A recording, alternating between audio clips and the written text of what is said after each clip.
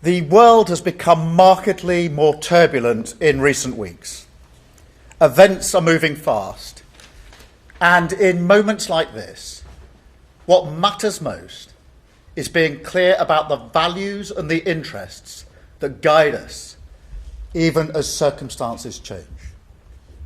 The United Kingdom has a long history. Our values were not improvised. They were built patiently over time.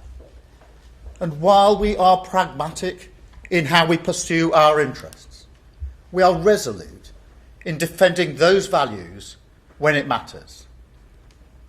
So let me begin with the United States. The UK and the US are close allies and close partners. That relationship matters profoundly, not just to our security, but to the prosperity and the stability that people here depend upon. Under President Trump, as under previous presidents, we're determined to keep that relationship strong, constructive, and focused on results. And that approach is delivering. Through sustained engagement, we've seen significant US investment into the UK economy, running into hundreds of billions of pounds, supporting growth, skills and jobs right across the country. Our cooperation on defence, nuclear capability and intelligence remains as close and effective as anywhere in the world, keeping Britain safe in an increasingly dangerous environment. We've secured good trading terms in key sectors, including cars, steel, aerospace and life sciences, protecting British jobs and manufacturers. That is why we take the approach that we do, because it delivers concrete outcomes in the national interest. I talk regularly to President Trump, and my team is in daily contact with all the key figures in his administration. These relationships matter. They deliver concrete outcomes in the national interest.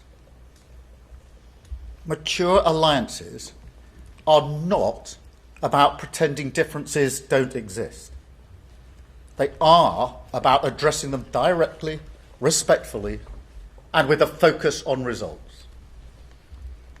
On Greenland, the right way to approach an issue of this seriousness is through calm discussion between allies. And let's be clear, the security of Greenland matters. And it will matter more as climate change reshapes the Arctic, as sea routes open and strategic competition intensifies. The High North will require greater attention, greater investment, and stronger collective defence. The United States will be central to that effort, and the UK stands ready to contribute fully alongside our allies through NATO. But there is a principle here that cannot be set aside, because it goes to the heart of how stable and trusted international cooperation works. And so any decision about the future status of Greenland belongs to the people of Greenland and the Kingdom of Denmark alone. That right is fundamental, and we support it. Denmark is a close ally of the United Kingdom and of the United States, a proud NATO member that has stood shoulder to shoulder with us, including at real human cost in recent decades. Alliances endure because they're built on respect and partnership, not pressure. That is why I said the use of tariffs against allies is completely wrong. It is not the right way to resolve differences within an alliance.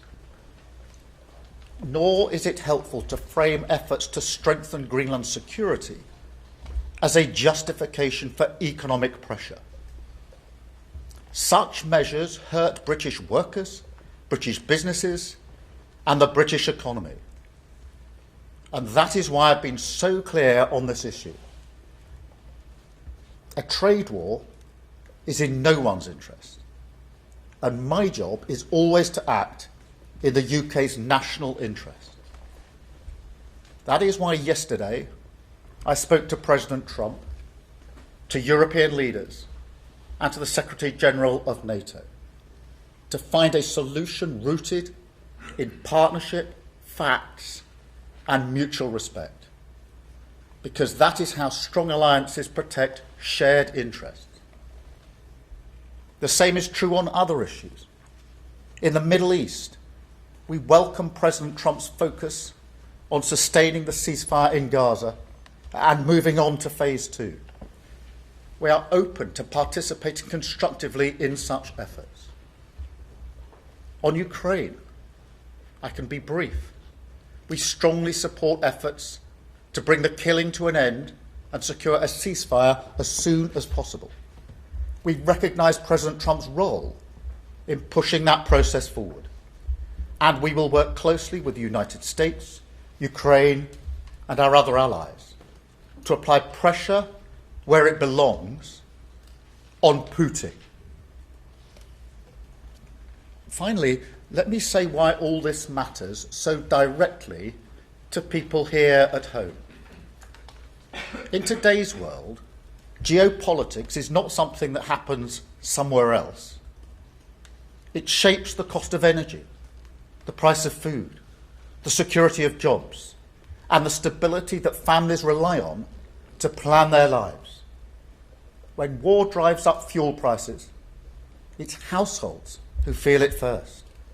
When supply chains fracture, it's small businesses and working people who absorb the shock. And when instability grows, it's rarely those with the most power who pay the price. That is why this government's approach is rooted in a simple belief that we must use every tool of government, domestic and international, to fight for the interests of ordinary people. At home, that means active government. It means taking responsibility for economic stability so that inflation is controlled, interest rates come down, and family budgets are protected. It means stepping in where markets fail, strengthening resilience, and ensuring that global shocks do not always land on the same people in the same places, the people least able to withstand them. That's why we've taken action to reduce energy bills, to freeze rail fares and prescription charges.